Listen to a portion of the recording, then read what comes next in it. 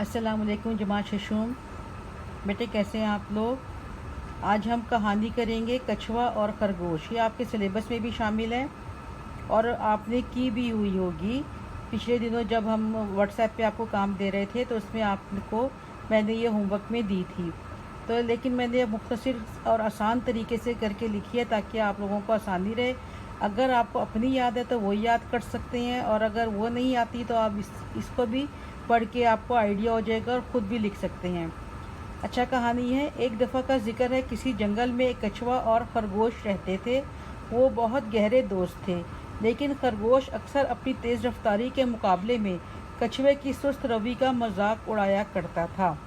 एक दिन कछुए ने तंग आकर खरगोश को अपने साथ दौड़ने का चैलेंज दे दिया। खरगोश कछुए की बात सुनकर मजाक उड़ाने लगा, लेकिन कछुआ बोला, मैं संजीदा हूँ। उन्होंने नहर के किनारे को मंजिल करार दे दिया। खरगोश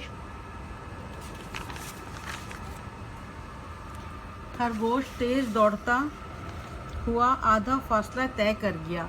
अब उसने सोचा, कछुआ तो बहुत पीछे है, क्यों ना मैं दरख्त के नीचे कुछ आराम कर लूं। चुनाचा वो लेट गया और फौरन गहरी नींद सो गया। उधर कछुआ आहिस्ता आहिस्ता लेकिन मुस्तकिल मिजाजी से चलता रहा। कुछ देर बाद वो खरगोश के पास से गुजरा और नहर के किनारे जा पहुंचा। जब खरगोश की आंख खुली तो शाम हो चुकी थी। उसने सोचा कि बहुत देर हो गई है, लेकिन कछुआ फिर भी मुझे नहीं हरा सकता। वो तेज़ी से दौड़ा, लेकिन उसकी हैरत की इंतहा ना रही जब उसने देखा कि कछुआ पहले ही नहर के किनारे पहुंच चुका है। वो बहुत शर्मिंदा हुआ और फिर उसने कभी भी कछुए की सुस्त रवि का मजाक ना उड़ाया। इसका इखलाकी सबक है, गरूर का सर नीचा होता है। बेटा, इसीलिए कहते हैं कि गरूर नहीं करना चाहिए, आजिज़ी में रहना चाहिए।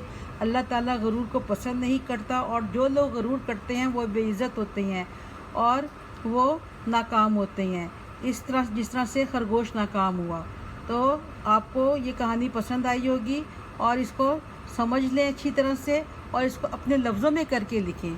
ठीक है बेटा, अल्लाह हाफिज़। अल्लाह आपको हाफिज़ और नासिर।